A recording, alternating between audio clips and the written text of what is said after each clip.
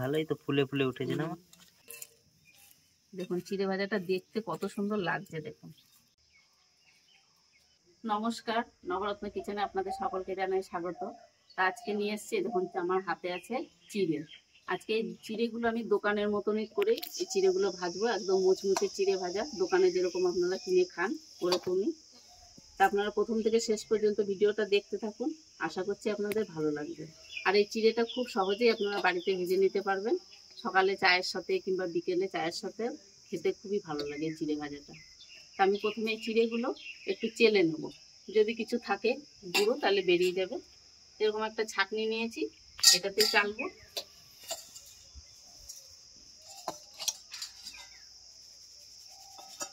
কিছু নেই তবুও একবার আমি একটু চেলে নিচ্ছি। এরকম করে আমি চিড়েগুলো একটু চেলে নেব।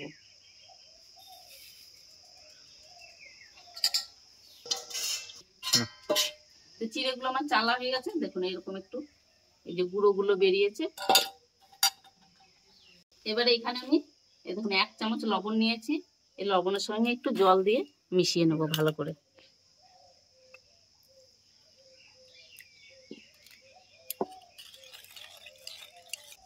আমি এই যে লবণের সঙ্গে জলটা ভালো করে মিশিয়ে নিয়েছি, এবার অল্প অল্প করে দেব আর আমি মাখাতে থাকবো। এই লবণ জলটা দিয়ে ভালো করে মাখালে তাহলে চিড়েটা ভালো একটু ফুলবে।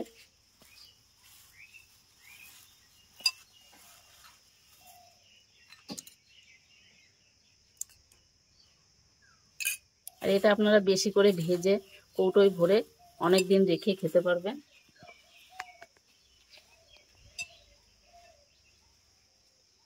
আমার চিড়ে দিয়ে একটু লবণ জলটা সব করে ভালো করে মাখানো হয়ে গেছে। আমি এবার এটাকে একটুখানি রোদে দেবো, থালায় করে আমি রোদে দিচ্ছি।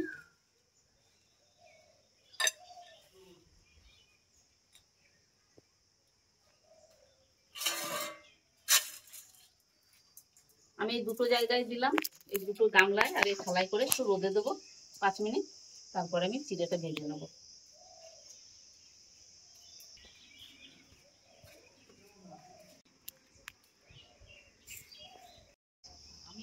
আমি নিয়ে যাবো। এই চিড়ে নিয়ে চলে এসেছি, চিড়ে আমাদের শুকিয়ে গেছে, এবার ভাজবো।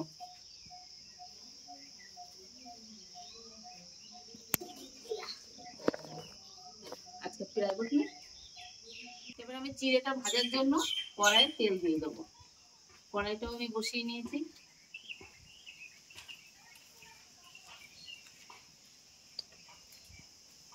তেলটা ভালো করে একটু গরম হোক, তারপর আমি চিড়েগুলো দেবো।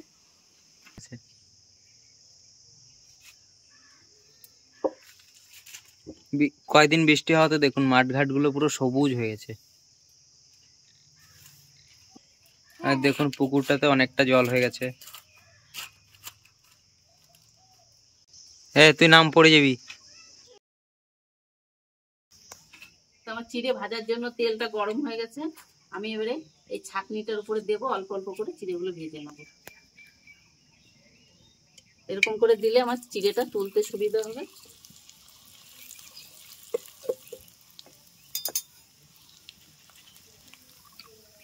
ভালোই তো ফুলে ফুলে উঠেছে না। এরকম করে আমি ভেজে ভেজে নেবো চিড়েগুলো, একটু তেল ঝরিয়ে নেব। আর এখানে একটা বাটার পেপার দিয়েছি, টিস্যু পেপার হলে ভালো হতো, তেলটা ভালো টানতো, আমার কাছে নেই, আমি এই জন্য বাটার পেপার দিয়ে নিয়েছি। এর উপরে দিয়ে দেবো চিড়েগুলো, ভেজে ভেজে আমি এটার উপরে তুলে নিচ্ছি।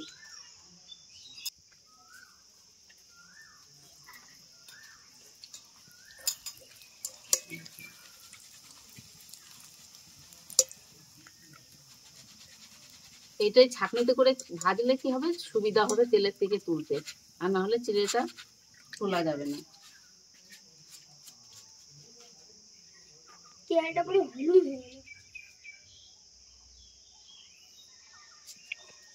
তেলটা তো হলুদই ছিল।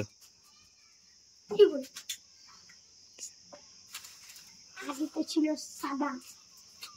চিড়ে ভাজতে ভাজতে হয়ে যাচ্ছে এরকম।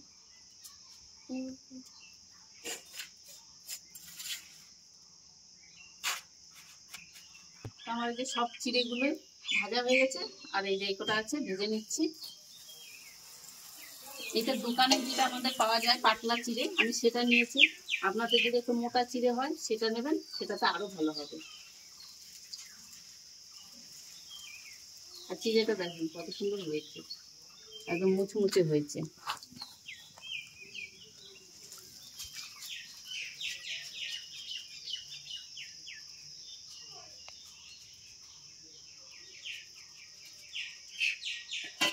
আমি এই চিড়ে ভাজাটা একটু দেওয়ার জন্য এই যে বাদাম নিয়েছি, এই বাদামটাও আমি ভেজে নেবো। এই একইভাবে ভেজে নেবো, চিড়েটা যেমন করে ভেজেছি।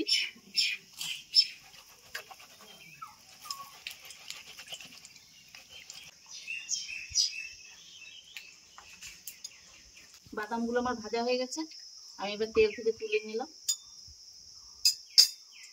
এই বাদামগুলো আমি একটা বাটিতে এবার ঢেলে রাখছি। আর নিয়েছি এখানে কটা গোটা শুকনো লঙ্কা।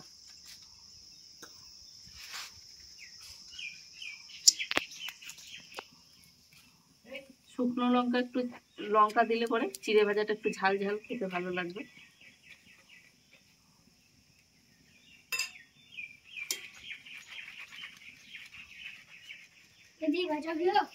হচ্ছে দাদা,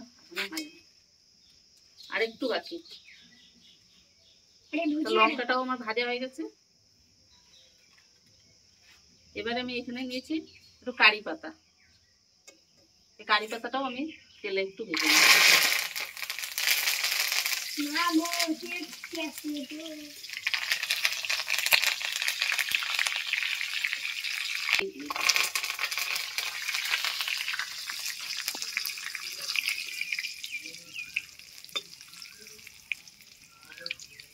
কারি পাতাটা দিয়ে দারুণ সুন্দর হচ্ছে না?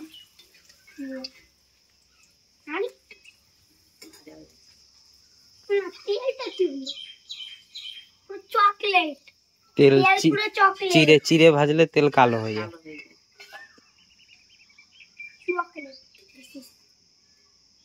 আমার কারি পাতাটাও ভাজা হয়ে গেছে। এবার কি এগুলো ঠান্ডা হবে তারপরে মেশাবা? একটু ঠান্ডা হোক, তারপর আমি চিড়ের সঙ্গে সবকটাই মিশিয়ে নেবো একসঙ্গে। এই যে ভুজিয়া তো আমার সবগুলোই ভাজা হয়ে গেছে, কারি পাতা, বাদাম, শুকনো লঙ্কা। এবার আমি এই চিড়ে ভাজার সঙ্গে মিশিয়ে নেবো। তো চিড়ে ভাজাটা দেখুন কত সুন্দর ঝরঝরে হয়েছে আর মুচমুচেও হয়েছে।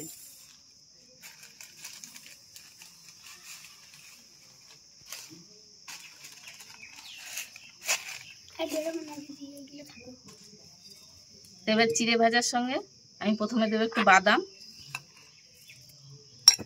আর এই যে শুকনো লঙ্কা।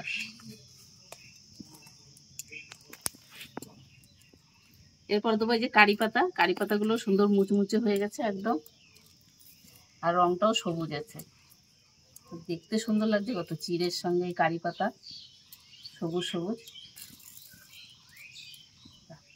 এর মধ্যে একটু ভুজিয়া দেব।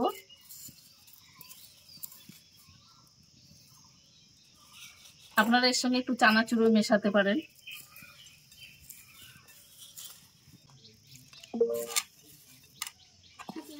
এবার আমি ভালো করে ঝাঁকিয়ে ঝাঁকিয়ে এটাকে মিশিয়ে নেবো। এটাতে আমি আর লবণ দিইনি, কারণ চিড়েটাতে আমার লবণ দেওয়া আছে, আর লবণ দেবো না।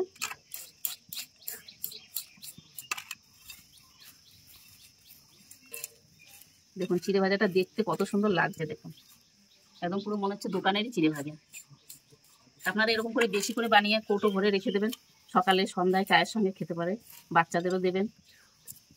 লঙ্কাগুলো ভাঙিনি, কারণ বাচ্চারা খেলে লঙ্কাগুলো না ভাঙলেও হবে, আর বড়রা খেলে এগুলো একটু ভেঙে চিড়ের সঙ্গে মিশিয়ে নিলে ঝাল ঝাল হবে চিড়েটা। নাও তুমি একটু খেয়ে দেখো।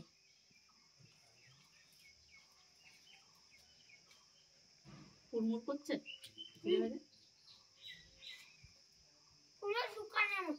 দোকানের মতো কামড় দে, একটা আওয়াজ হোক। ও কুরমুর। তাহলে আর দোকান থেকে কিনে খেতে হবে না, না বাড়িতেই করে খাওয়া যাবে।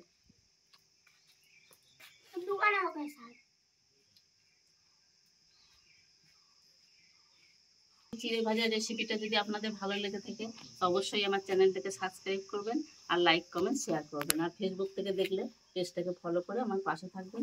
তাহলে দেখা হচ্ছে আবার নতুন কোনো রেসিপিতে। ততক্ষণ আপনারা ভালো থাকবেন, সুস্থ থাকবেন।